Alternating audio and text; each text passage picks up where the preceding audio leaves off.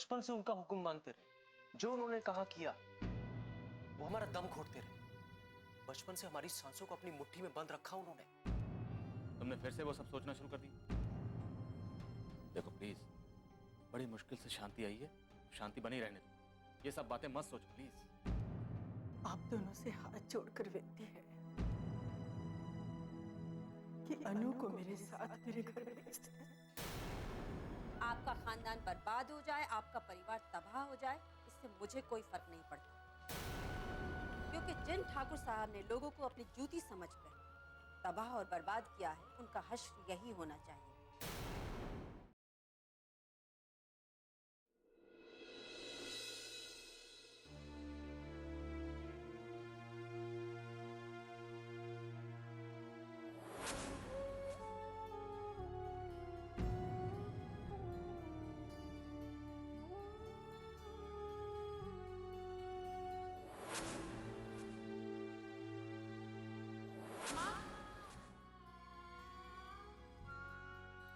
माँ रुको, माँ कहाँ? माँ, माँ रुको।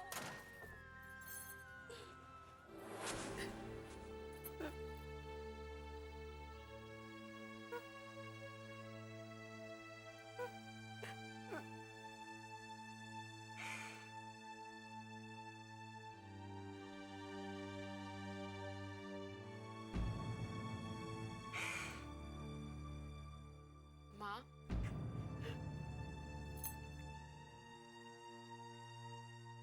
आंसू पोंछ लेने से क्या आपका दुख कम हो जाएगा?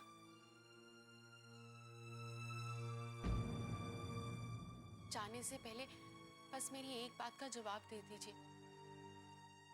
आपने ऐसा क्यों किया? क्यों आपने अनुदी से बात नहीं की? क्यों उनसे मुंह फेर के ऐसे चली आई? बोलिए माँ। मैं इसलिए चली आई अपराजिता कि कहीं उसे देखकर मेरी ममता हार ना मान जाए। मैं इसलिए चली आई कि कहीं उसकी आंखों में अपने लिए आंसू देखकर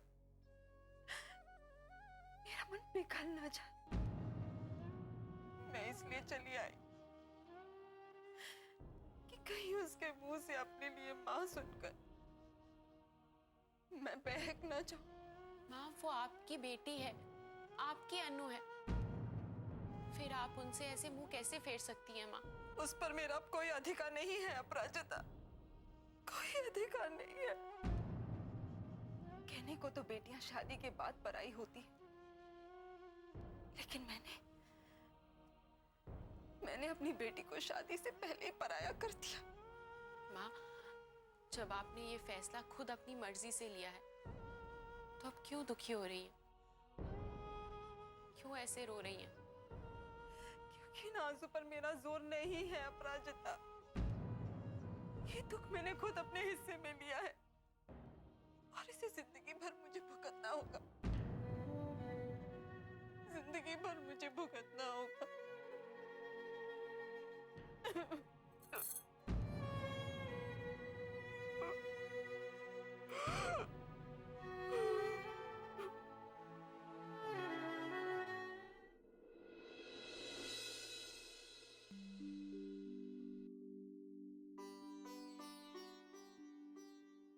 अरे पापा का मैसेज, फोन करती हूँ।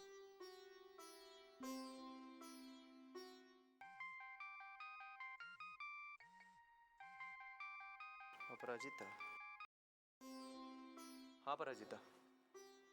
हाँ, मेरा मैसेज मिला? जी पापा, मिला। दवाइयाँ सब ठीक है, आप वही देते रहिए। अब कैसी तबीयत है वैसे दादाजी की?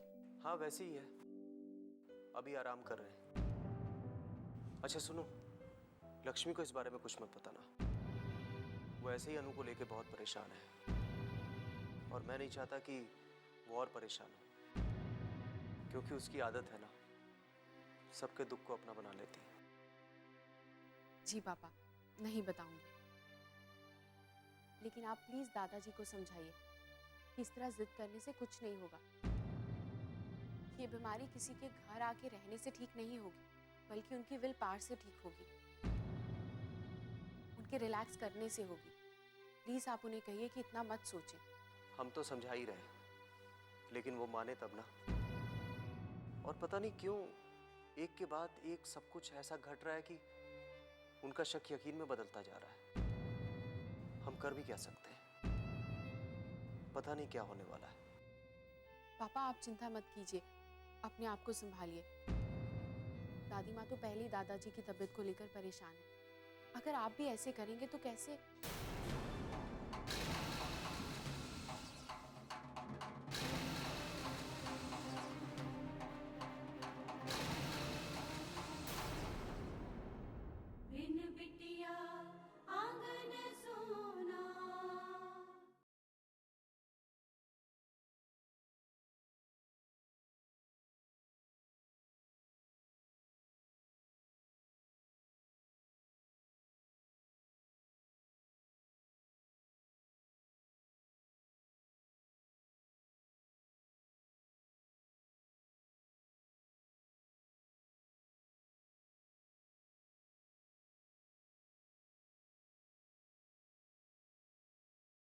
बिन बिटिया आंगन सोना।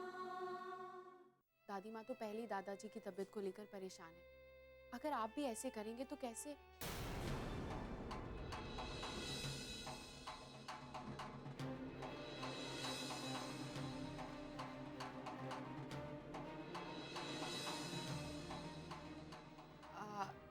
हाँ, बस आपको यही समझाना था कि आप चिंता मत कीजिए, सब ठीक हो जाएगा।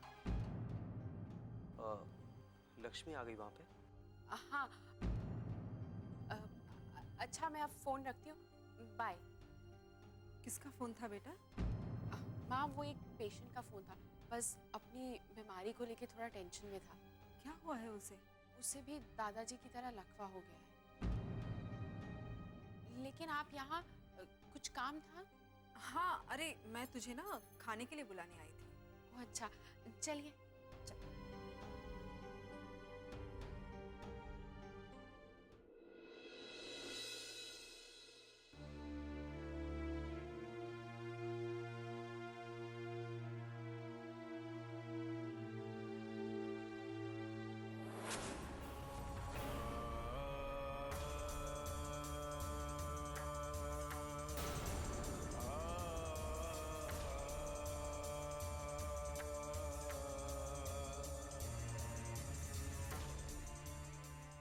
ये मंगलसूत्र मेरे सुहाग की निशानी अब तुम्हारे कदमों में है।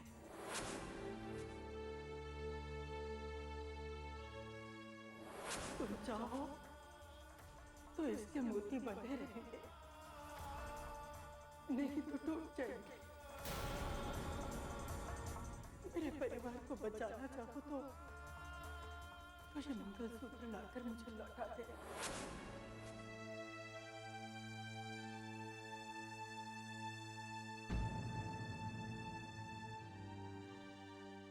अनु बेटा, जी पापा।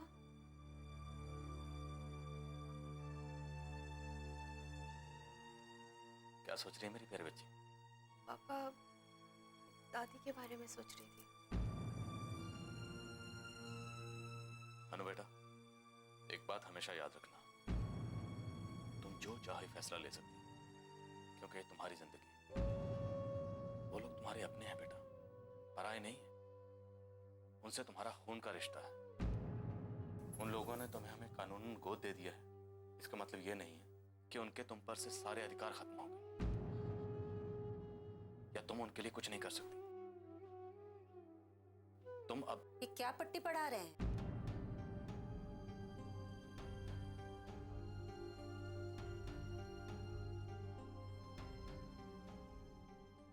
सही कह रहा हूं सुशीला। क्या सही कह रहे हैं? सरासर गलत कह रहे हैं। क्यों जाएगी ये हवेली? ठकुराई ने यहाँ आकर 2 आंसू क्या बहा दी? आप तो इमोशनल हो गए और इससे वहां जाने की सलाह देने लगे। नहीं, मेरी बच्ची कहीं नहीं जाएगी और उनकी हवेली में तो हरगिज नहीं। अरे पहले समझ तो लो मैं क्या कह रहा हूं। मुझे कुछ सुनना समझना नहीं है, कह दिया ना। सुशीला, वो लोग भी तो इसके अपने हैं। आज अगर वो मुसीबत में है, उन्हें अनु की जरूरत है, तो इसमें क्या बुराई है? हमें नहीं करनी किसी की मदद।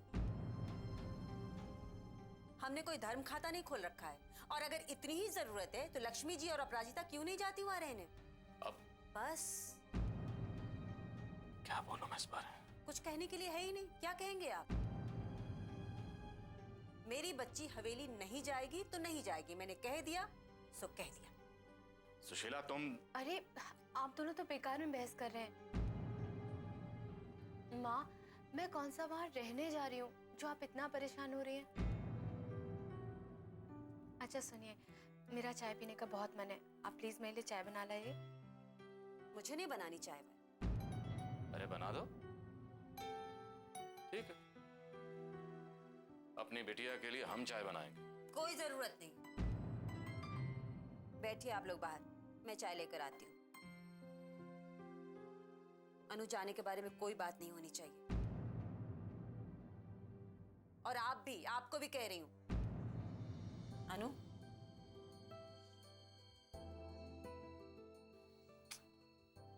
लेकिन मत करो, सब ठीक हो जाएगा।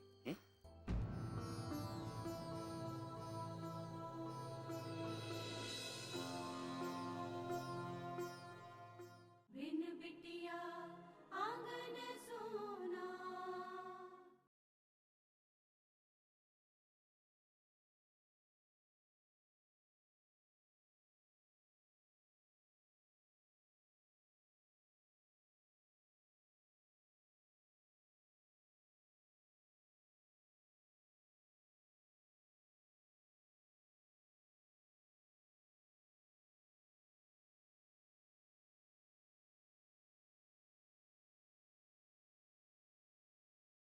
बिन बिटिया आंगन सोना।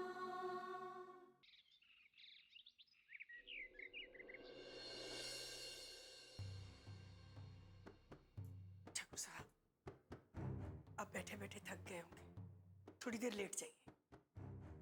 हाँ, ठीक है ठाकुर साहब, मैं सोच रही थी कि ऊंची टेकरी वाली माता जी के यहाँ जाकर प्रार्थना कराऊं।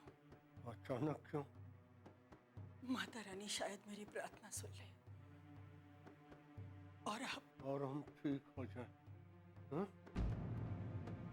माता रानी अपना प्रकोप दिखा चुकी हो ठाकुराइन। अब हमारा ठीक होना असंभव है। बस अब तो अपने अंतिम समय का इंतजार है। ऐसी बातें मत कीजिए ठाकुर साहब, देखना माता रानी सब ठीक करेगी और आप पहले की तरह ठीक हो जाएंगे।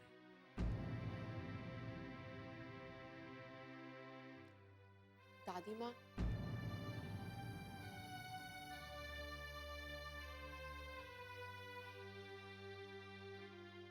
अरे ये यहाँ क्या था? अपराजिता, तुम यहाँ? वो दादी माँ, मुझे पापा का फोन आया था। उन्होंने बताया कि दादाजी की तबीयत पहले से ज्यादा खराब हो गई है। हाँ बेटा, तू ही देखना, पहले से और ज्यादा असर हो गया है लकवे का। क्या डॉक्टर नहीं आया था दादाजी को देखने? हाँ, डॉक्टर आया था। उसी ने बताया कि इनकी तबीयत बहुत ज्यादा बिगड़ गई है और अस्पताल में भर्ती करना पड़ेगा। लेकिन तुम्हारे दादाजी कहें कि जिद किए बैठे हैं, कहते हैं कि मैं अस्पताल नहीं जाऊंगा। एक ही बात कहते हैं कि मेरे रूठे हुए बच्चे घर वापस आ जाएंगे तो मैं अपने आप ठीक हो जाऊंगा।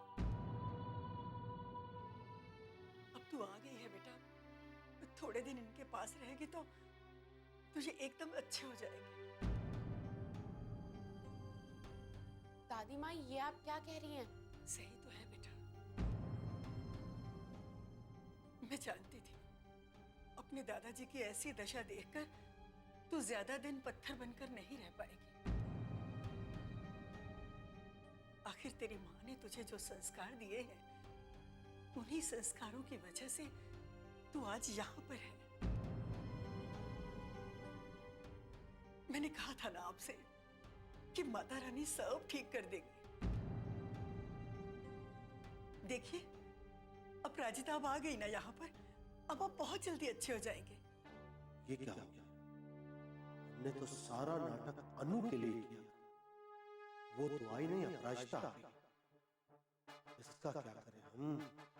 दादी माँ, मैं यहाँ रहने नहीं आई हूँ, सिर्फ दादाजी को देखने आई हूँ।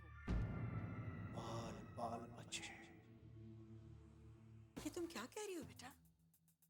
अपने दादाजी की हालत जानते हुए भी तुम इस तरह? दादी माँ, मैं यहाँ दादाजी की पोती की हैसियत से नहीं आई हूँ, बल्कि एक डॉक्टर की हैसियत से आई हूँ। दादाजी को देखना मेरा फर्ज बनता है, क्योंकि वो मेरे पेशेंट हैं। और रही बात यहाँ रहने की, तो ऐसा कभी नहीं हो सकता। मैं अपनी माँ को छोड़कर यहाँ कभी नहीं आ सकती, और शायद आप भी ये कभी नहीं चाहेंगे। कोई बात नहीं बेटा, तुम्हारे इस फैसले से हमें कोई नाराजगी नहीं। तुम्हारी अपनी जिंदगी है, जिसके निर्णय लेने का अधिकार सिर्फ तुम्हें है। तुम हवेली में नहीं रहना चाहती, कोई बात नहीं बेटा, खुश रहो, अपनी माँ का नाम रोशन करो, बस यही आशीर्वाद हमारा तुम्हारे साथ है। हम तो बस अपने अंतिम समय का इंतजार कर रहे हैं बेटा, इस बीमारी और लाचारी से हमें छुटकारा मिल सके।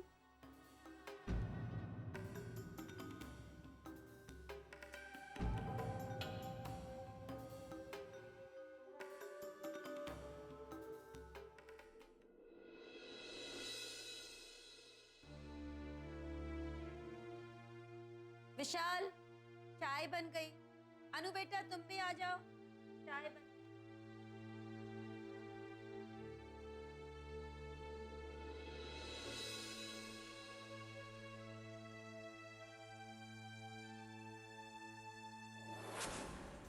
ये मंगलसूत्र मेरे सुहाग की निशानी अब तुम्हारे कदमों में है। तुम चाहो तो इसके मोती बंधे रहेंगे, नहीं तो टूट जाएंगे। आखिर ठाकुराइन चाहती क्या है? सब लोग मिलकर मेरी बच्ची के पीछे क्यों पड़े हैं? 2 पल की खुशी नसीब नहीं होती कि लोग आ जाते हैं उसे मुझसे छीनने। लेकिन अब चाहे जो कुछ हो जाए, मैं किसी को भी अनु पर अपना हक जताने नहीं दूंगी। बिन बिटिया आंगन सोना।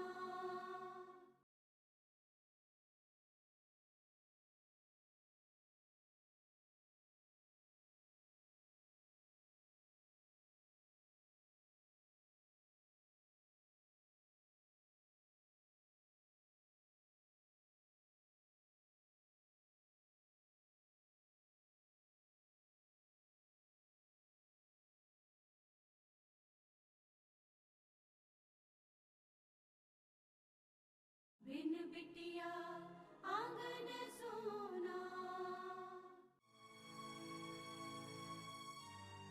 Good morning. उठ के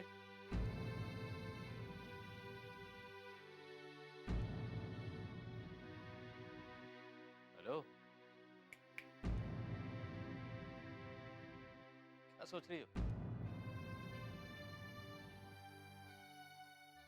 वो ठाकुराइन के बारे में सोच रही। गुड मॉर्निंग पापा। गुड मॉर्निंग माँ। गुड मॉर्निंग बेटा। मैं थाना जा रही हूँ। इतनी जल्दी बेटा? हाँ माँ, मुझे कुछ ज़रूरी काम से जाना है। श्रीराम का फ़ोन आया था। चाय पी लो, मैंने तुम्हारे लिए चाय बनाई है। कोई बात नहीं, आप और पापा आधी आधी पी लीजिएगा, ठीक है? मैं चलती हूँ। कुछ नाश्ता कर लो, पता नहीं काम में कितनी देर लग जाए। इतनी देर तक भूखे पेट रहना अच्छी बात नहीं। माँ, आप मेरी चिंता मत कीजिए, मैं बाहर कुछ खा लूँगी, ठीक है? अब मैं जाऊँ? जाऊं? मेरे कहने से कौन सा रुक जाने वाली हूँ। अच्छा सुनो बेटा, मुझे तुमसे कुछ बात करनी है।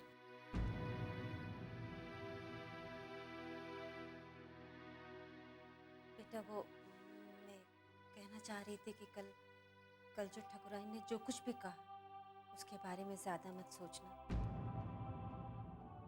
तुम तो जानती हो उन लोगों के बारे में कितने स्वार्थी हैं, अपना मतलब निकालने के लिए कुछ भी कर सकते हैं। ज्यादा मत सोचना। माँ, आप मुझे सोचने के लिए मना कर रहे हैं और खुद ही सोचे जा रहे हैं। यही तो खासियत है तुम्हारी माँ की। विशाली कोई मजाक नहीं है। मजाक नहीं कर, सीरियसली कह। अनु अब बड़ी हो गई है, मैच्योर है, वो अपना डिसीजन ले सकती है। उसको पता है क्या गलत है क्या सही है। क्या समझा रही हो तुम उसे? मगर वो लोग। अनु बेटा, तुम लेट हो जाओगी, तुम जाओ। सुशीला जाने दो उसे, देर हो रही है उसे। जाओ बेटा तुम। थैंक यू पापा, मैं चलती हूँ। बाय माँ। बाय पापा। बाय बेटा, टेक केयर।